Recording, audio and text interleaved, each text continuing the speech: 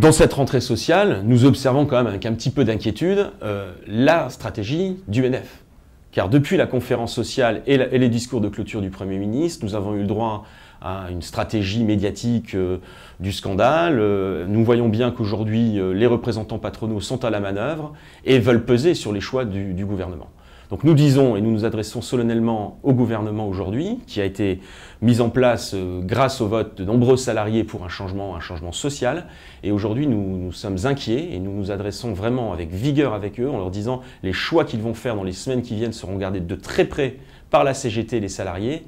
Et aujourd'hui, il y a urgence, nous l'avions déjà dit au mois de juillet, mais les événements se précipitant, nous le redisons, il y a urgence à ce que des choix soient faits de façon claire afin de donner des nouveaux outils à nos représentants dans les entreprises, notamment les entreprises privées, afin qu'ils puissent peser sur les choix patronaux qui aujourd'hui sont en train de casser l'emploi, sont en train de casser des outils industriels et qui en cascade touchent beaucoup de salariés dans des petites et moyennes entreprises qui sont sous-traitantes de ces grands groupes.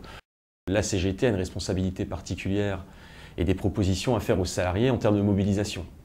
Aujourd'hui, nous leur proposons, dès le 9 octobre, une mobilisation sur les questions industrielles. Plusieurs manifestations sont d'ores et déjà prévues.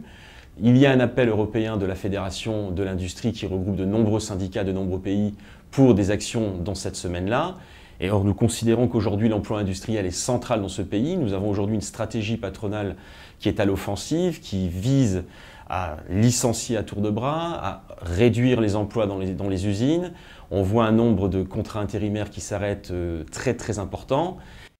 Tous les syndicats européens aujourd'hui, qui sont réunis dans la Confédération européenne des syndicats, ont dès le mois de janvier critiqué ce nouveau traité européen. Et aujourd'hui, il y a une opposition formelle et forte à ce qu'il soit mis en place, notamment en France, car ça serait une catastrophe pour les revendications sociales dans les mois et les années qui viennent. Par conséquent, nous avons décidé de lancer une véritable campagne à ce sujet.